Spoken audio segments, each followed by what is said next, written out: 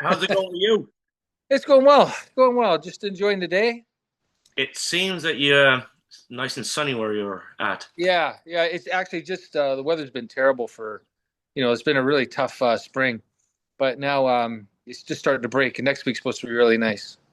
And you know what? We're getting some rain every weekend here in Nova Scotia. Yeah, I know it's crazy the amount of rain. It's everywhere. So yeah, I'm speaking Sven Gali's Dave Wanless, and this is our second time we talk. Last interview was in 2018. I checked. Wow. So time flies. It would have been an audio interview, and Yes, now you're promoting this live at El Mocambo live album. that's correct. Yeah.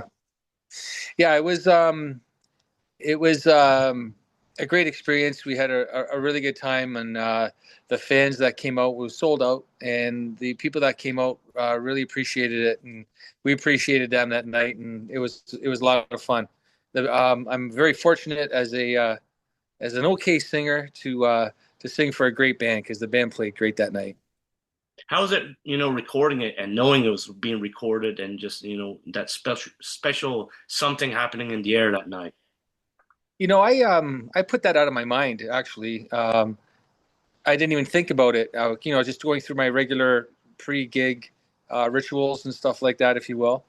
And when we went up, it was about entertaining the crowd. I wasn't thinking about anything else other than just having a good time. And but everything was great. Our crew had the mix perfect. Everything was felt good. So we just let loose and had a good time. Now, Dave, what I saw on the internet, like on YouTube, Ace of Spades, Yeah. the visual quality is incredible too. So is there like a DVD coming out as well of this? Yeah, there's a video. Well, you saw that. Obviously, you saw the Ace of Spades video. The whole show was recorded by several cameras, and we'll put something together. There'll be other videos on the way at the release. The album's released next, no, the 13th, Friday the 13th, June, and we're having a party for that release, which everybody who has purchased a ticket will receive a complimentary LP signed, Cool. and then obviously we're going to be there and hanging out and just having a good time. We get up and play and enjoy the night. And what I like about your website is you can get the whole collection all autographed. Yes. Yeah. It's important. We like to, we really appreciate the people that listen to our music, and we're thankful for them. And anything we can do to give back to them, we will do. What's the summer looking like for Sven Gali? So we have a couple shows coming up with the Killer Dwarfs. I think on the 20th and 21st in Sarnia, and then the 21st in the Phoenix in Toronto. And then we're talking with them in regards to shows out east. I know there's talk about Ottawa, Montreal, and further.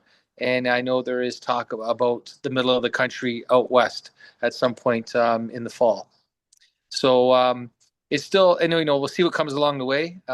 It's funny, we are starting to get calls about the band in regards to playing different with different bands and venues. So we'll just take it one gig at a time and see what happens. You find that since COVID and all that stuff was out, and now people are starting to get out even more, and it's like just you're getting busier and busier, and everybody wants a part of of you. And let's say I need you here tonight, and it just never ends. Yeah, you know what? You can look at it in two ways. That as it, but I look at it as thankful. Thankful that people still want to hear us. Right? Could Yeah, be the yeah. other way. I mean, you guys have such a great much music career. Let's just put it like that, because a lot of people from my era watched all those videos, under the influence. Yeah, You know, I'm sure when you meet the fans, they're super excited. yeah. We were gone for a long time, and we went on. And when we got together, we were really unsure of what people would think, and we.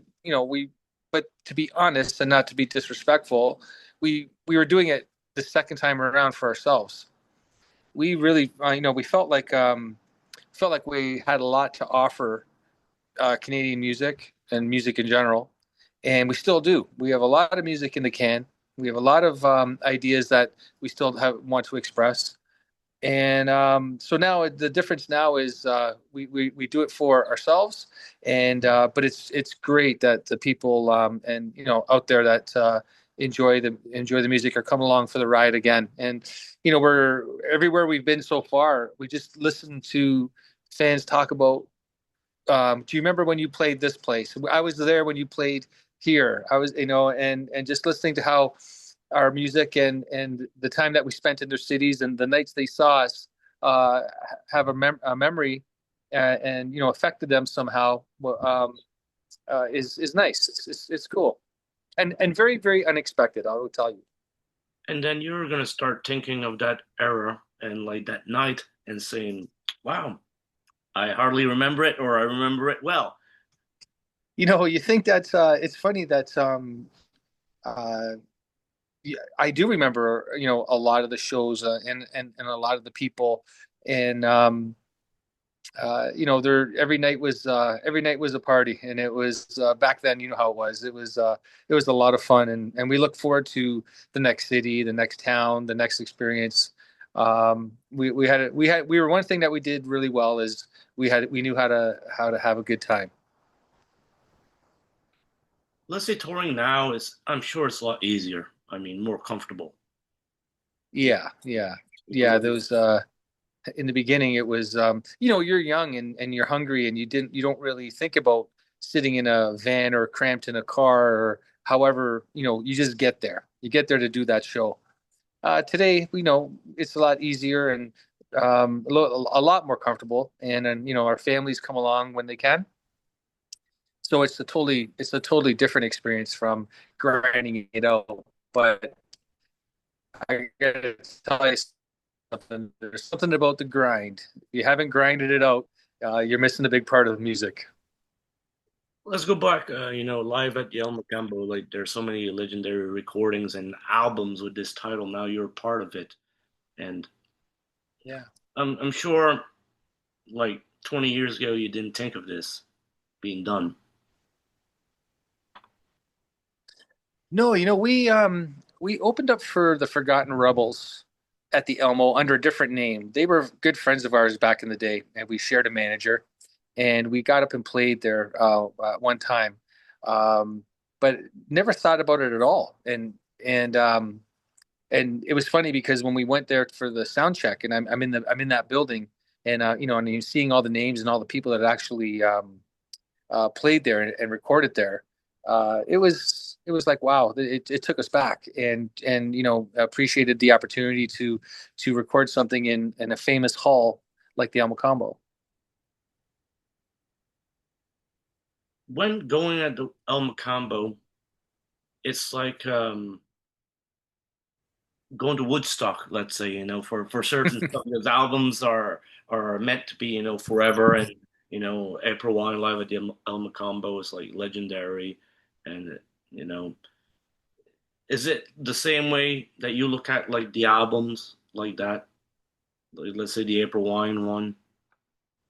What's funny is like I've been as the last 3 4 years now. My wife and I we enjoy going to see concerts. We go see a lot of shows, and I just saw I went to see I see I'm going to see everything. Like I went to see BTO and April Wine and the Headpins uh, about a few weeks ago, Yeah. and man, oh man, like I just it's the first time I ever saw BTO, and man, can they play? It was just like wow, I was so surprised. And I not I'm not being rude, but I'm just saying I was so surprised it was that good. Like they really put on a show. And same with April Wine. We opened up for them many many years ago, um, but it is like it takes you back, and it is like listening to records and LPs. It takes you back to a certain time.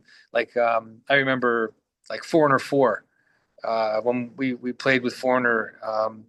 The Foreigner Four was one of the was an album that I had as when I was young, and to hear the record and then to go play with them, it was cool. But it always takes me back to certain times in life. Boston, the Yeah. Boston records, more in the feeling, all the Eagles stuff. It's a great way to retrace stuff. And it's the same thing as your debut album. A lot of people regard that, as a classic now. So Yeah, it's yeah. I didn't think of it until we started playing it again. But yeah, it did touch a lot of people. Love Don't Live Here. I have conversations about Love Don't Live Here in every city we go to. Um, Under the Influence, of course. That was everybody's. The mosh pit was Under the Influence, and but it's really nice. It's nice, and things went sideways for Sven Gali after that record with after In Wire with everything that transpired. We had the D had an accident and things got shelved a little bit, and but it could have been much different. And now we're now back together. Right now, we're just trying to group all these ideas that we had and all this fresh stuff that we have, and then get it out to people. it's like that cassette that I had of you guys, Circle Far, it made it to Clare, Nova Scotia, So imagine how many places that cassette went, and then CD, let's say, and just Yeah.